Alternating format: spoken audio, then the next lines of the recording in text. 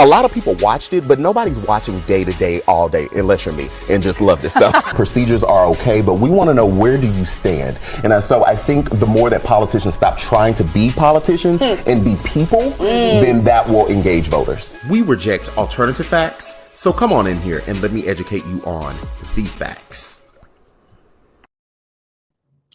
Hello, everyone. Welcome to the Daily Political Briefing. It's me, your host, Quentin R. Giles, your political best friend. And if we are going to cling to that title, then you know that you have to call me Q, not to be confused with QAnon. Welcome, everybody. I'm so glad that you all are here. You could be anywhere else, but you chose to come listen to little old me. And you know, we have so much to talk about. Today was day 10 of the Derek Chauvin Trial for the murder of George Floyd, which, baby, I don't even know why we still talking about it, but we'll get into it. The people still, prosecuting the case. So we have to continue to talk about it because it's still a thing. And then after we talk about the trial, I have a special treat for you all. Y'all need to get, I'm going to tell you right now, get your pens, get your paper, get your little voice recorder, whatever it is you got that you jot notes down on, because I have some gems that are coming in the form of a woman named Carla P. Yarbrough, who is going to serve us all of the business. Okay. And it's going to be good, guys. It's going to be good. I promise you that. So let's talk about the trial really quickly and what we saw today. Once again, we're seeing the prosecution trying to lay out their case. We got some more witness testimony from some doctors. I think the biggest thing we were really looking for was the Hennepin County medical examiner. This is the office and the doctor that performed the autopsy on George Floyd once he was deceased. So the biggest thing really was the prosecution getting the doctor to basically say on the record before the jury in the courtroom on the television with us that George Floyd died from asphyxiation or the lack of oxygen, whatever, however you want to define these terms, that is how he died, because he couldn't breathe because of the knee on his neck. Now, what I really appreciated was the doctor was like, yes, we ruled it a homicide, but when we in the medical professional in this particular office talking about a homicide, that is not a legal term. We are not making a legal judgment. What we're saying is that this death was caused with the interaction with someone else, like someone else was the cause of the death. And so the prosecution walked through these 5 check marks that the coroner could check off. The first one was suicide. We already know what suicide was. This wasn't a suicide. Another one was undetermined, where he walked through that, where, if they didn't have enough information, then they would check undetermined. Like if you find a skeleton somewhere down there out in the woods somewhere, and it's been there for years and you just don't know, then when they issue the death certificate, it's undetermined. Another one, hold on, let me see. It was suicide. There was undetermined. There was homicide, which is what was checked. So we'll get to that. Natural causes, that was the other thing. So when someone, I think it was interesting too, because he said, typically, if someone dies of natural causes, meaning, since we're talking about hearts, they have a heart attack, right? Or we're talking about hearts in relation to George Floyd, they have a heart attack. That would be a natural cause. Like nobody did anything. The person had heart issues. Well, one can make an argument, did they do something in the past? But that ain't what we talk about. Eat better, people here. But, did they just have a heart attack or a stroke, or did a vessel burst in their brain or something like that? Those would be natural causes. And then they have accident, right? Where the person died. It wasn't that they had a medical condition, but that something happened and it was like a car accident, or they fell and hit their head and then they died. So they can rule it an accidental death, right? They ruled it a homicide because based on what the doctor saw in the examination, somebody else contributed to the death. But what I appreciated was him making a distinction that this is not a legal determination. This is just what we think of in the medical profession. To me, that lends credibility, because, so often we do have a lot of people that just talk as if they are the arbiter of all truth and know all things. And so me personally, I appreciated that he was like, hey, I'm talking about my doctor lane. Yes, it says homicide. Yes, I know that has broader implications, but when we in the medical professional are talking about homicide, we're not saying that they killed him. We're just saying that this death was the result of an interaction with someone else. So I appreciate that. Now, the defense. analysis. The defense was, their job is to poke holes in the prosecution's case.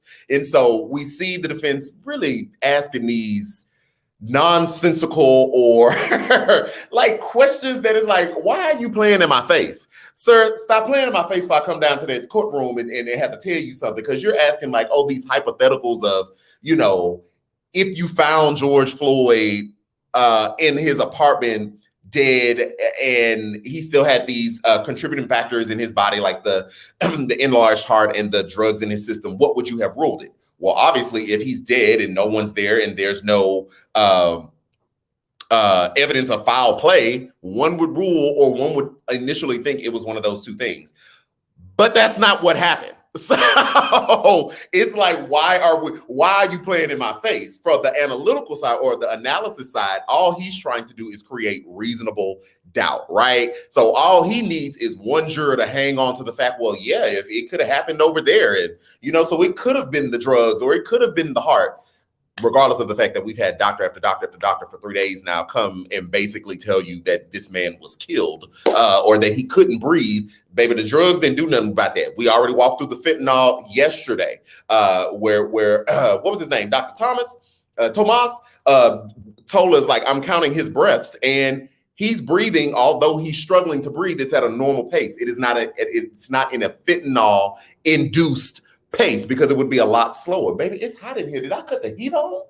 Oh my goodness. Wait a minute. Let me get myself together now. It's warm.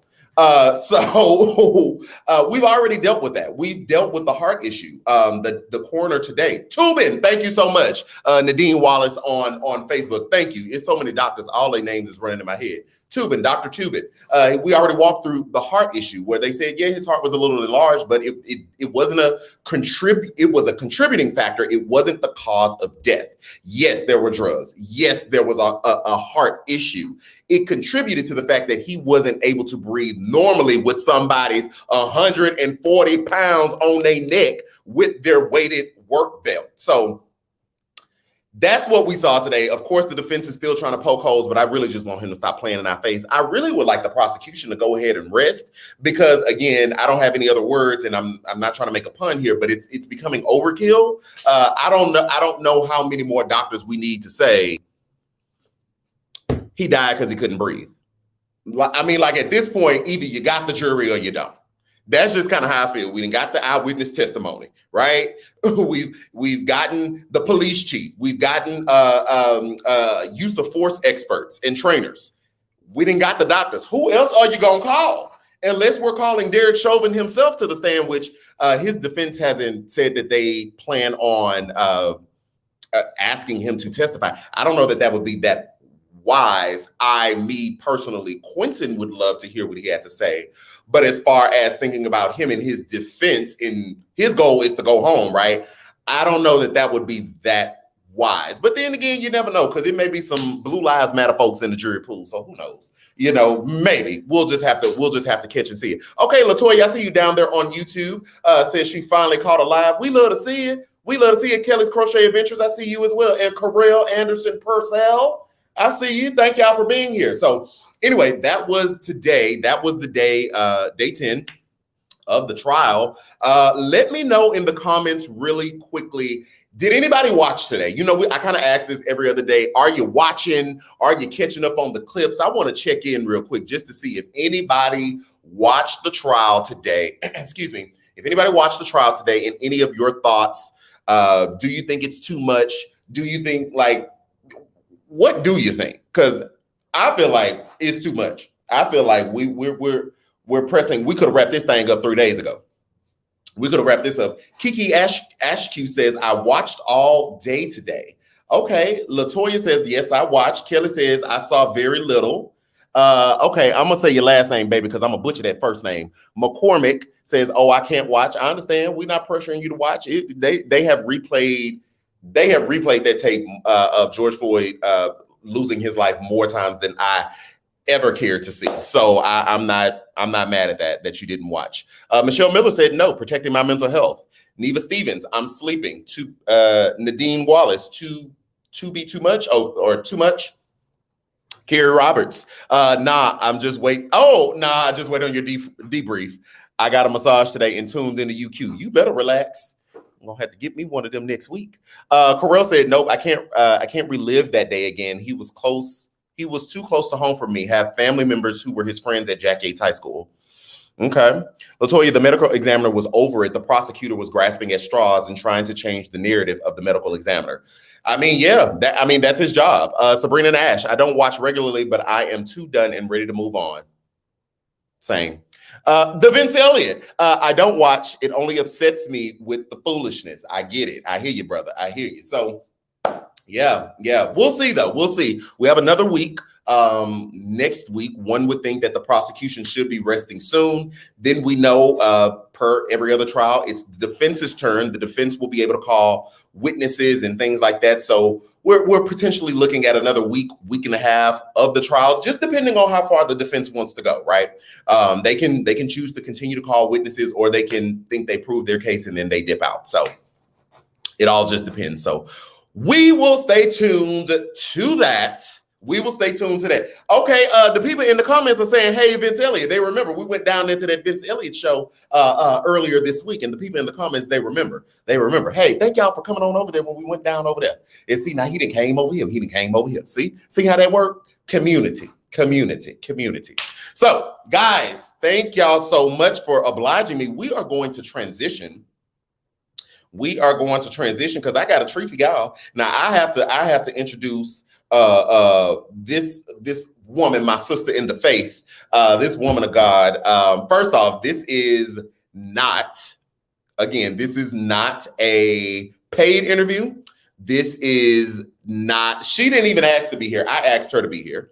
And I asked her to be here because what she's about to inform you all, or the gems that she chooses to drop, there are gems that I legitimately use myself. So this woman has been helping me structure my business, because baby, it was all over the place. I ain't know what I was doing. I took all them social work classes down there at them people college. I should have went down there to the business hall, because I was like, what? A budget? I don't know. I just swipe. But she has really, really been helping me. Hey, Shannon Collins, and hey, Yarbrough, I see y'all in the comments. She has definitely been helping me in my business, being strategic, being about my purpose in what I'm doing. So I asked her to come on over here and bless us with some of her knowledge. So I'm going to read some bio. Okay, we're going to get into the bio, people. Get into the bio, and then we're going to bring Carla on up. Okay, Carla P. Yarbrough is a strategic planner and motivational speaker.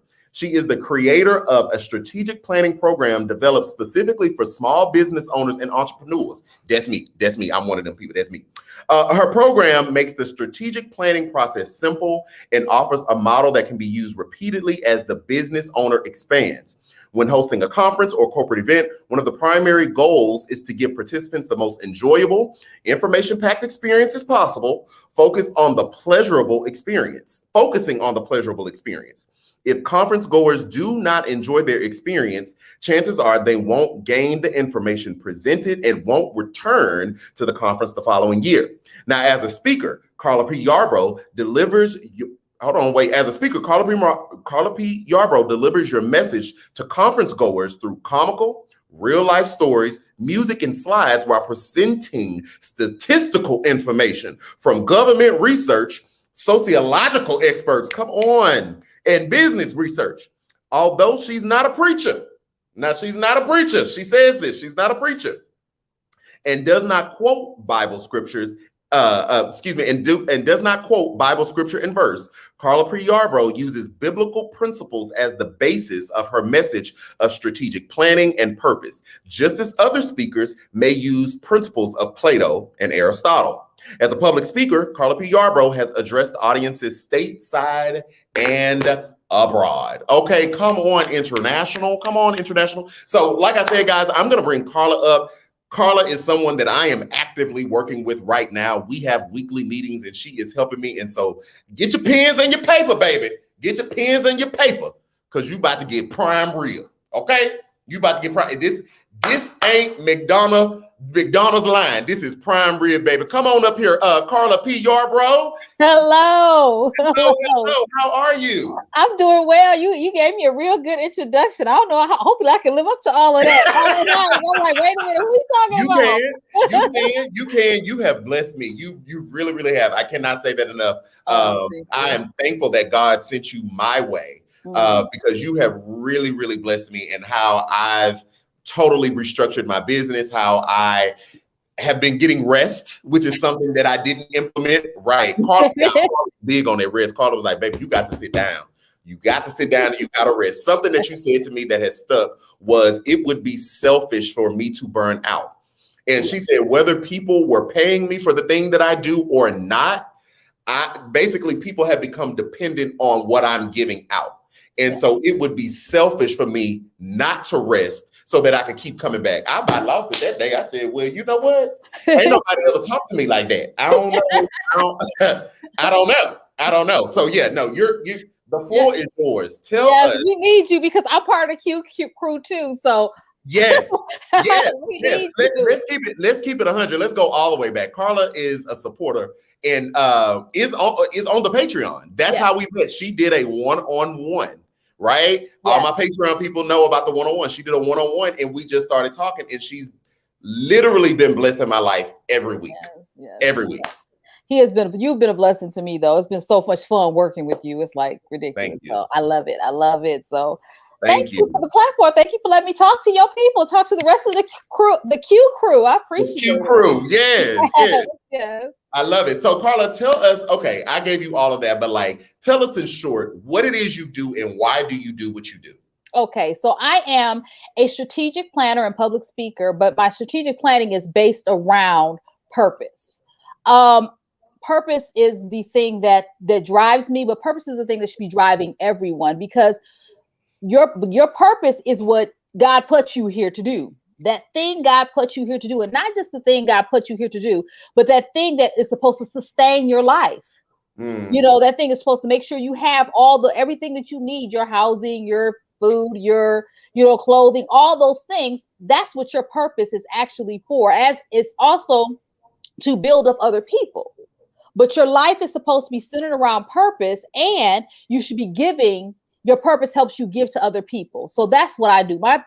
My strategic planning is centered around purpose. So I help you develop an actionable plan that when you follow that plan, you can realize your goals and reach all those things that God told you to do. Yes. And you do it well. You do it well.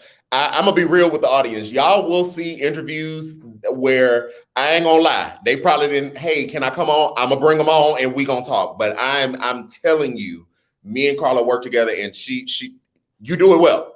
You do it well. Thank you. Yes. So okay, in your business, right? In your business practice of helping other entrepreneurs go forth and live in their purpose, like what do you think or what have you found for that new person that's trying to start? Like, where do we get stuck? Why do we not structure our stuff right? Or what can we be doing in the beginning to make sure you don't end up like me 2 years in, year and a half in, and stuff just everywhere. It look good on the outside, but stuff is just everywhere in the background. What do we do?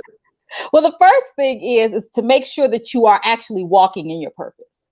That's the very first thing that I would tell anybody to do, because a lot of times people take on these entrepreneurial endeavors or these business endeavors, and that is really not what they're supposed to be doing. They are getting on they are frustrating themselves and everybody else around them. So the first thing I would tell a person to do is make sure that whatever your entrepreneurial endeavor is or whatever your business endeavor is, make sure it is your purpose. Because if not, you are going to find yourself frustrated over and over again. You will find yourself frustrated and you won't be able to bring that thing together. And so it is going to be all over the place because you're grasping at straws because it's not what you're supposed to be doing. So that's the very first thing I would do is I would say, make sure it's in your purpose. Make sure that's what you're supposed to be doing. Susie Wallace in the comments said, yes, ma'am, Pam. Yes, ma'am. We went from no, ma'am, Pam to yes, ma'am, Pam.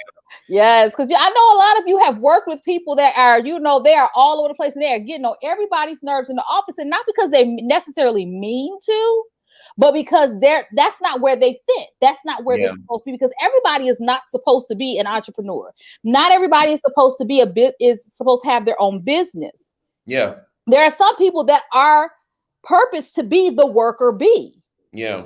And there's nothing wrong with that. Right. There's nothing wrong with that. There has to be support for that entrepreneur. But if you're in the wrong place as that worker bee, and you supposed to be over there picking from daisies and you over in the tulips, we got a problem. Correct. If the bee is working in the wrong field, we got a problem. Yeah. And it causes problems within your company. And the thing is, and if you are an entrepreneur, make sure that the people that you are hiring are in their purpose, because they will stall you out and frustrate you if they are not. So you want to make sure you're hiring the right people that are where are in the lane that they should be in. Yeah. Yeah, I'm gonna throw it out here. I'm gonna say, me personally, I pray to Jesus here.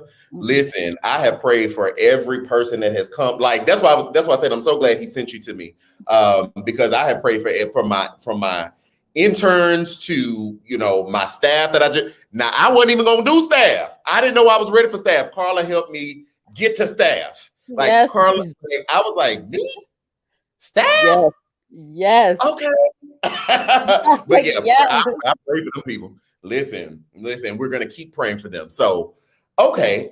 So I'm gonna pull on a little bit of experience from me and you, right? So talk to us broadly, right? Because this is your profession is helping other professionals, right? Right. So my purpose is to help other people find and walk out their purpose. But talk to me about a little bit about what you do, and we can use my examples. Those are totally fine. Like what we've kind of done week to week, so people get like an idea. Because when some might hear, okay, walk out your purpose, they may think, well, that could be a many of different things, right? So could you help us in the audience understand like what me and you are doing specifically? I don't mind, using mine. Okay. Well, what we're doing is we're building a strategic plan to help you get to where you're supposed to be, to help you grow and expand.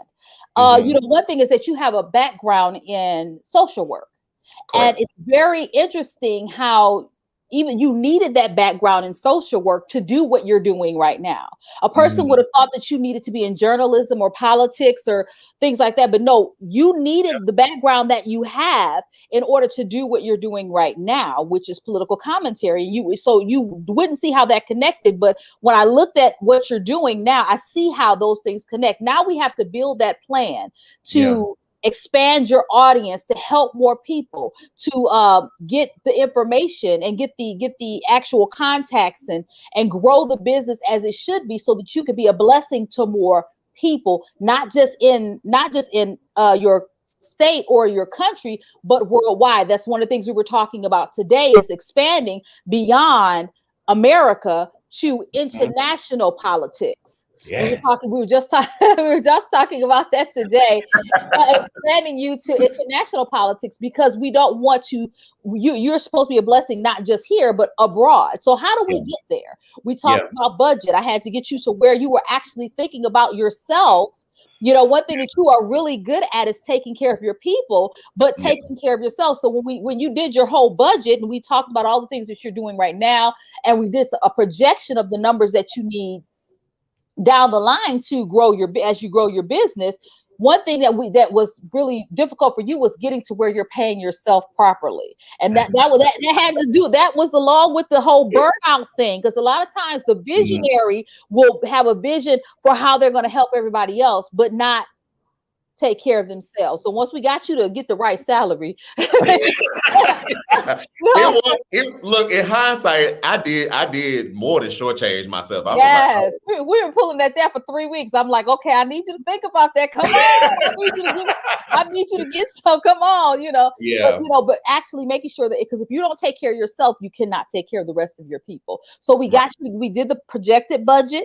We did a SWOT, which is your strengths. We looked at your strengths, your weaknesses, the threats to your business, and the opportunities that you will have to take advantage of. And we looked at all those things. And now we're building a plan on how to take advantage of opportunities, how to ward off threats, and how to deal with your weaknesses. One thing that's really important, the reason I told you needed a staff, was because you should be working your strengths and staffing your weaknesses. Mm. That's very important. A lot of people want to, especially when it's their own business, they want to do everything. And you cannot do everything. When it's your purpose, it becomes your baby. And so you want to do, even if, like I said, even if you're not an entrepreneur, if your purpose to be a doctor, okay, you want to tell the nurses what to do, and you want to do their job, and you want to go in there and do the phlebotomist job, and you want to go in. I'm like, put the bedpan down, Mr. MD. I need you to go do the surgery. So when it's your purpose, a lot of times you want to take on everything, but you should be working your strengths and staffing your weaknesses and empowering the people that support you to do that. And so that's another thing we talked about today. It's hiring the people that you need so that you can trust and walk away from, that you can give them the criteria and you can walk away from, so that you can go and work on those strengths while they work on those weaknesses. And when you come back, they have it done properly. If you don't have people that you can trust, that goes along with making sure the people that you hire are walking in their purpose. Because if they're not walking in their purpose, you can't walk away from them. Correct. You know, they're not. So it all goes together. Building that plan to walk out your purpose is very important. When we talk about purpose, a lot of times we don't hear about planning for it. We a lot of times people present purpose as this free fall. I'm just gonna jump. How many times you hear, "Oh, I'm just gonna jump. I'm just gonna jump." You've been splattered on the ground. You ain't made no plan for a parachute. You need to have a plan. You should be planning out your purpose. Do you need to be educated? Do you need to gain other skills? What do you need to learn more about the industry? Those are all plans that you should be, that's part of the plan.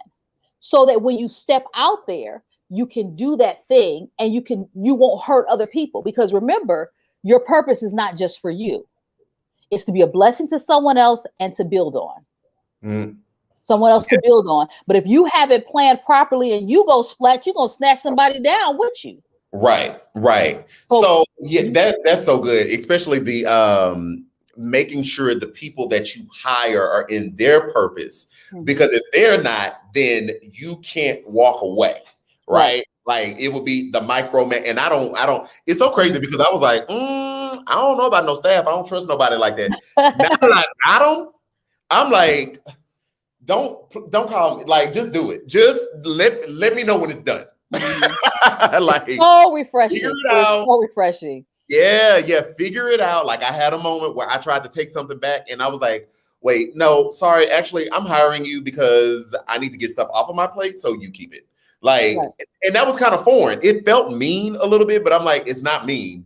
You're working. Right. Yeah. Why do I have you if I got to do the job myself? Right. Absolutely. And I'm frustrated. The thing is, you frustrate your people if you don't allow them to do the job. Right. If you don't allow them, thing is, even if you're not micromanaging, but you keep going over there taking it, they're like, okay, I know you pay me well, but you're getting on my nerves. Yeah. Absolutely. And people that are purpose driven, people that are really professional and they know what they're doing, they will quit on you because you're frustrating them. They will quit on you if you don't allow them to do what they do. To do what they do. So what do you say to people who, like, let's say, have had a business, right? Like, mine is still very much a baby. We're 2 years? 2 years in November. This November, my baby will be 2. But for people who've been in business for a while, like Kiki Ashq, I brought up a comment. And I know you couldn't see it, but she basically said she's agreeing. Like, she's a hairstylist and salon owner, and she's getting to a space where she's trusting her team to give them the stuff so she doesn't have to do it. So what do you say to, like, somebody who's been in business for a while, if their strategies, right, if they already have this thing, if it's working, is there at any point they should switch it up? Do you, like, every 5 years do a new assessment, every 10? If it ain't broke, don't fix it. What do we do?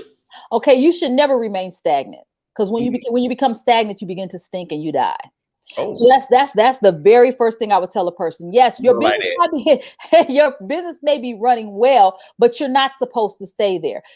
One thing we talked about, one of the first things we did for you is we made sure you had a mission and a vision.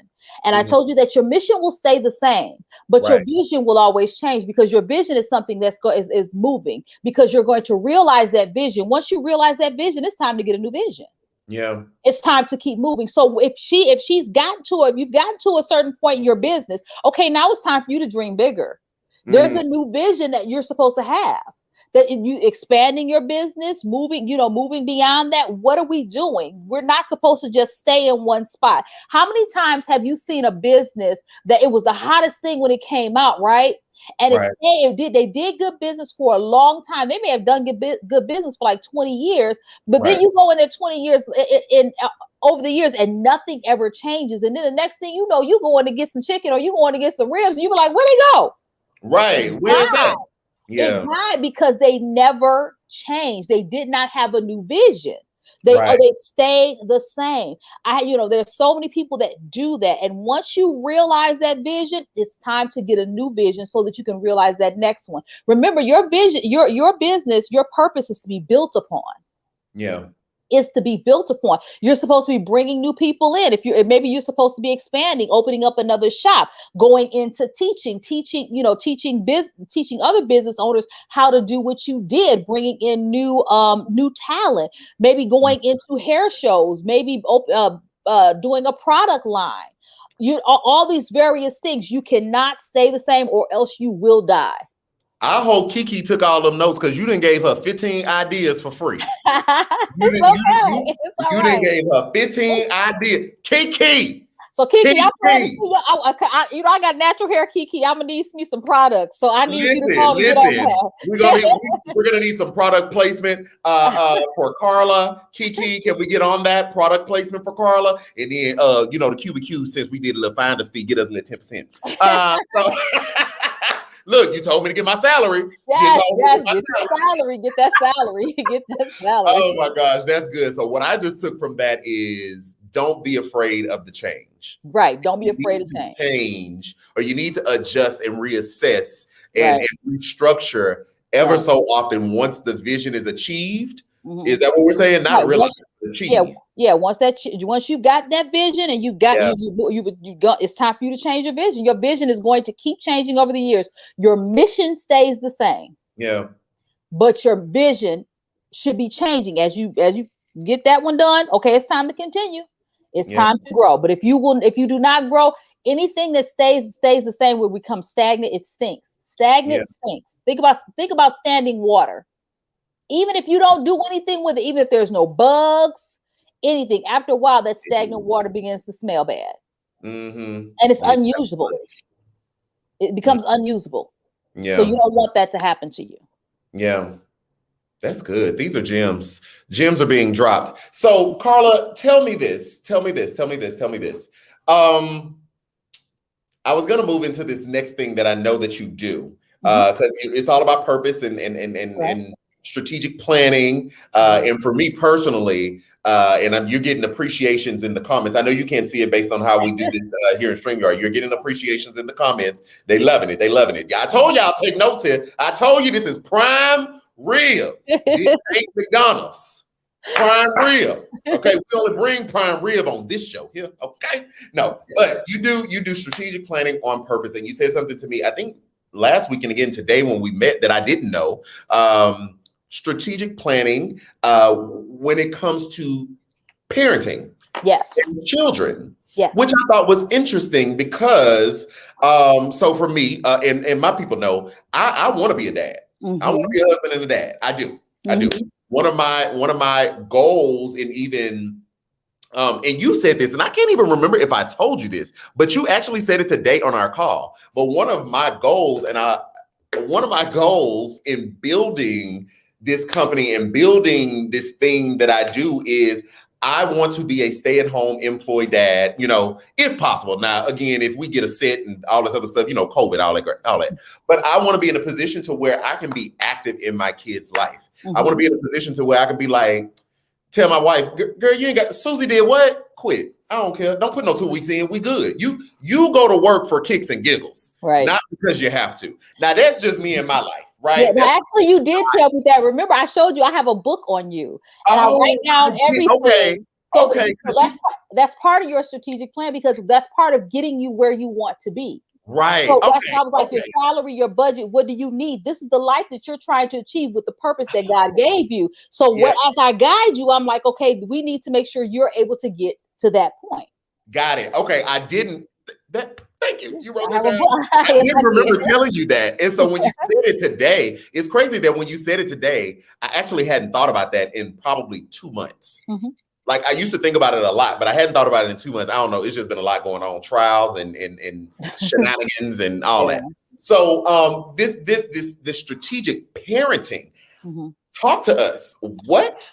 Yes. What is this? Yes. Do they need to be on their way, or can you start while the churn already here? Well, I'll say it's called parenting purpose. That's what I call it. I call it parenting purpose. And I use myself as an example because for 16 years, I was a stay-at-home homeschooling mother of 3. And this is something that I've done myself, and I developed a program for parenting purpose on this. Parenting purpose, if you what you want to think, you do start once the child gets here, but you need to be thinking about it right now before you become a parent. Before you become a parent, you need to think about how you're going to handle your children. Yeah. And that was one thing I did. I'd always wanted to be a wife and a mommy. So I remember one thing I used to do is I used to go to I go to women's conferences and stuff like that. And they would have the sessions or for wives or for moms. And I ain't had no kids and I ain't had no husband. Didn't know what my husband was going to look like. And I would go to those because my thing was, this is what I wanted to do. I needed to prepare for that. So in preparing to be a parent, one thing I learned is that children, when you think about children, you need to think about children as a multi-layered gift. Yeah, that God has given you. You know how you see those gifts where a person gives a big box and inside they unwrap that and inside that is another box and they gotta take the bow off and unwrap, and it's like, and you just keep going and keep going because you're saying, what is it? What is it? What is it? Yeah. And that's how you need to think about your baby. When you have this baby, yes, you know it's a boy or a girl. You know you've named him Kevin or you've named her Diana, whatever it is. Mm-hmm. You know you have a baby. Quinn Giles Jr. Yes, Quinn Giles Jr. Mm-hmm. You know you have this baby, but what you're saying is, what is it? And when you're saying what is it, we're saying, is it a doctor? Is it a lawyer? Yeah. Is it a business person? Is it an engineer? What is it? And so you're looking at your child as this multi-layered gift that you're going to keep unwrapping and unwrapping and unwrapping till you get to that thing called purpose. So that's how you need to start thinking about children, even before you have them. You're looking to find out why did God put this child on earth? Now, as your parenting purpose, one thing is very important for you to remember is that it is not for you to decide what your child's purpose is. Please, parents, stop telling these children what you having them to do. You do not get to pick their college. You do not get to pick their job. Your job is not to choose their purpose for them. Your job is to, I wrote this down just for y'all today. Your job is to pay attention, and the child will reveal what their purpose is as they grow. But you have to pay attention. Parents' job is to pay attention, engage them, expose them, support them, and help them plan for their purpose. And let's walk those things out. Your parents' job for parenting purpose is to pay attention. Pay attention first to your children. A lot of times we only think that they're playing. That's play. They just playing. Pay attention to that child's play. Because with little people, parent purpose manifests itself and begins to show itself through their play. Yeah. Through their play. I'll take my oldest son, for example. I'll use him. He was so intellectual, he wanted information, even at a little guy's age. I remember his favorite show, even when he was like 3 and 4, he's 21 now, Lord help me. Give him time. I'm tripping on the fact that I got a 21-year-old. I'm like, oh, somebody 50. But anyway, as a little guy, even at 3 years old, his favorite show was a show called Stanley. Stanley had this great big book of everything, and Stanley was all about information for kids, and he would learn about all archaeology and science, and he always wanted information. And it went from there to him loving to read, and even the games that he played, the kind of toys that he asked for that he would see on television when it would come. Everything for Cody came through information. Yeah. He loved information. And then so as he grew, first I thought, I was like, he gonna do science and archaeology, or is he gonna, historian, because he loves history. But as it grew and grew and grew, he's actually into journalism and writing. He wants to write historical fiction and biblical fiction. Okay. So he's a writer. Yeah. But it grew, but just because he loved that information. But I had to pay attention and expose him to things. I've been to more libraries and more museums and more, but because of Cody, I have learned more useless information because of my son. But just got stuff. Yes, just stuff. My husband always says, he's like, why does he even know that? He'll walk up and he'll just have some information. Be like, he's so excited about it. You be like, why does he even know that? But it's just but it started as a little guy. But see, a person that's not paying attention to their child, that 3 and 4 year old, they like, get out of here. No, I don't get. Okay, why are you telling me that? Get on. Why are you talking to me about that? Yeah. They'll shoo them away, and they'll call their child. And I hate to hear this. They'll call their child a nerd. And it downplays and it degrades what God has for them, because they love information and they love to read and they love to write. But that purpose manifests itself with little people in play. So you got to pay attention to that. Now we got to engage them. That's another thing. A lot of times when they talking and they asking 1,000,001 questions, they telling you about the Power Rangers. You don't care. Right. You don't care. My second son is an animator. He has his own business, which is tripping me out too. He's 20, he'll be 20 years old, and he has an animation business. But he was all about the Power Rangers and the Ninja Turtles, but not just watching it, but how it looked and how it felt. And where Cody, he would watch things, but he was like, okay, I can get up and do something else. Donovan, he was in there with how it looked and who the characters were and who wrote the characters and who developed, and how this Batman looked different from that Batman because they changed the creator on the Batman. And I'm like, he's 6 and 7. I took him and just picking up on stuff. He just picked up on, because I remember he was 8 years old. I took him to the DIA because they had the creator of Batman, the animator for Batman in a certain era. Okay. So he was gonna be there, so we got tickets, and I took him to see. He got a chance to meet them and show them the characters that he had drawn. Now, first of all, I didn't know. I had never thought about the fact that the Batman character was drawn differently, and during this era, you could see this, and I didn't care. But the fact is that, but because he was, because that was, I had to see where God had him. Yeah. And that was where he was supposed to fit. Yeah. I had to expose him to that. I had to engage him in that. Not as a result, I have an Avenger addiction. I'm a Marvel's fan purely because of Donovan, because I had to engage him there. But a lot of times we don't want to engage our children because it's not stuff that we're interested in. They're little, they're not always going to be exciting. But if you're going to parent that child's purpose and you care about that child the way you're supposed to, that's what God expects for you to do. Yeah. Engage them. The next thing is expose them. You need to expose them to as many things as possible, because as you're walking at your purpose or living out or looking for your purpose as an adult, you're going to have to expose yourself to a lot of different things, and you're going to have to try a lot of different things. And it's the exact same thing with your children. You're going to have, as you see things developing in them, you might not know exactly what it is, but you're going to have to go to that play that you don't want to go to, and you don't have to go and sit in that lecture about Batman that you really don't care about, and you are going to go to the DI, you are going to go to the Institute of Art and look at that same mummy for the 30th time that year. Okay, my daughter is she's leaving. She's going into film and photography. You're gonna have to watch those creepy films. Oh gosh, I can't stand the creepy films. She loves those creepy films, those creepy concept films. You're gonna have to sit there and watch like this, then when you really don't want to, because they talk about me because I do watch like this. Right. But those kind of things, you have to expose them to the things that you're starting to see, so that they can reveal to you what their purpose is, so that you know to how to do the next thing, which is support them. Yeah. So that That's you know good.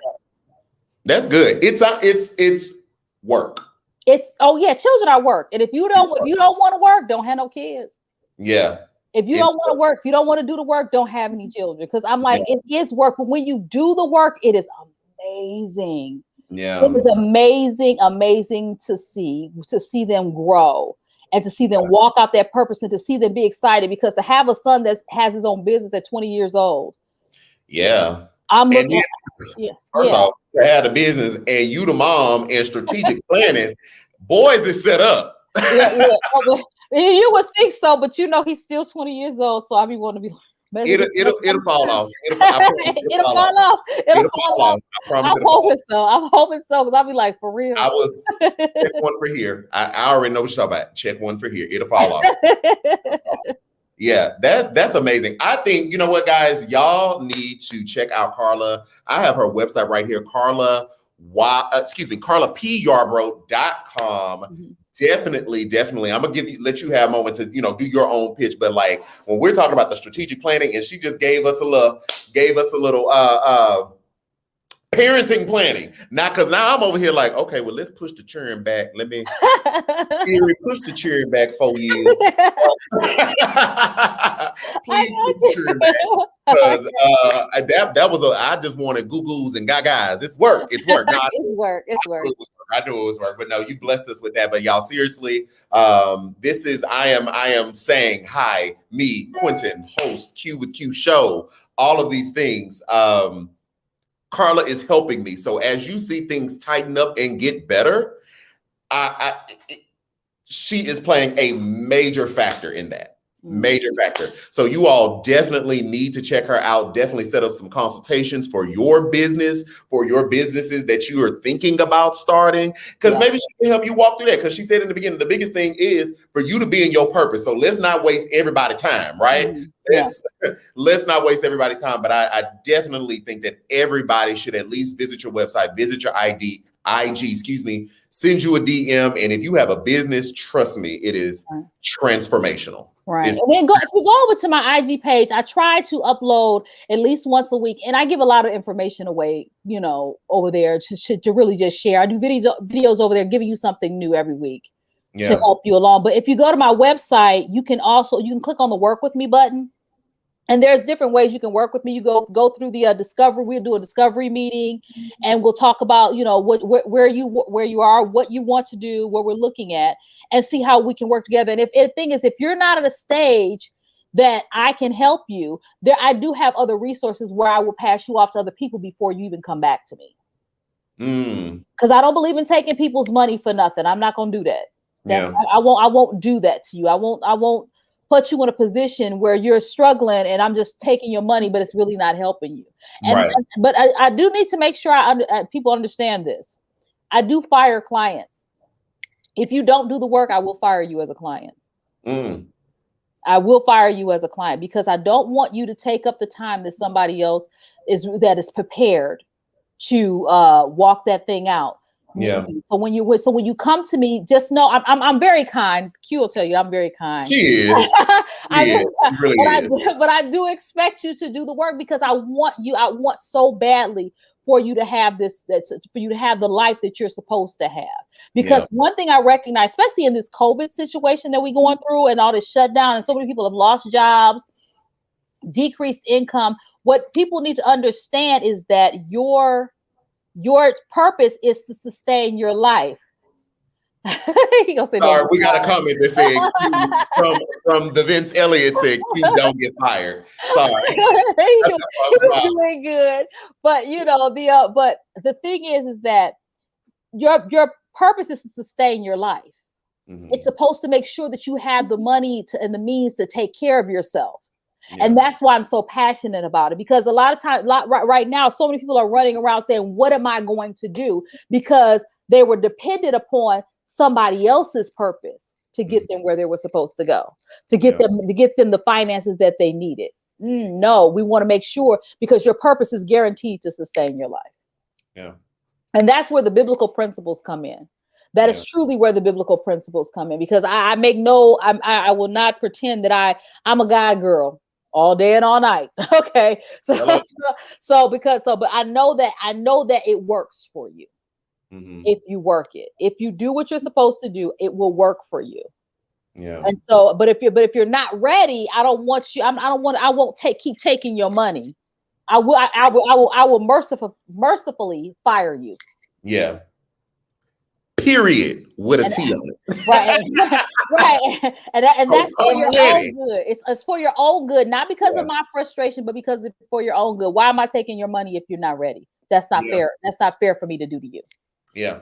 So disclaimer, if you're gonna hit Carla up, be ready.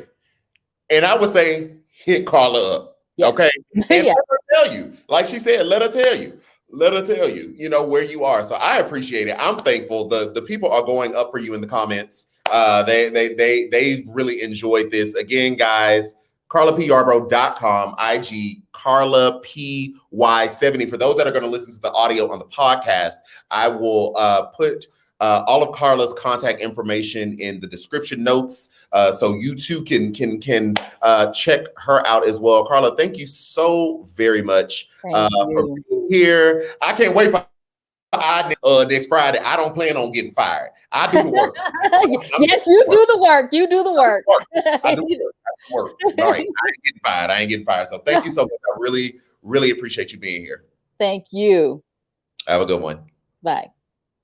Bye. Okay, y'all. Y'all better hit Carla up.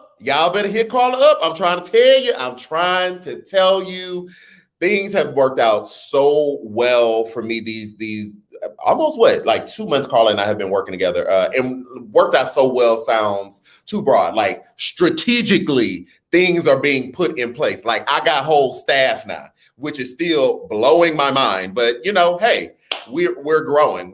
So I'm super excited about that. Guys, thank you so much for being here on the Daily Political Briefing. I'm really glad you all got some gems. Next Friday, not next week, if Jesus say the same, I'll be here. But next week, we'll still be covering the trial and any other political shenanigans. Next Friday, we're going to have another guest. That person is someone that I work with as well. It's my lawyer. Okay, so we're going to be talking about trademarks and LLC and DBAs, because people need to know that as well, right? So next Friday, that'll be the second part of that show. If you can't tell, it's a trend. I'm trying to lead you somewhere. That business, let's get there. But call Carla first, because we don't need you just doing any old thing, okay? Call Carla first. Then we're going to swing on down to the lawyer, make sure our paperwork together, because we don't do handshakes no more. Long gone are the days of the handshake. We're going to get the paperwork together. So guys, it's me signing off. I hope y'all have a great and blessed weekend. And like I said, I'll see you Monday. A lot of people watched it, but nobody's watching day to day, all day, unless you're me and just love this stuff. Procedures are okay, but we want to know, where do you stand? And so I think the more that politicians stop trying to be politicians and be people, then that will engage voters. We reject alternative facts, so come on in here and let me educate you on the facts.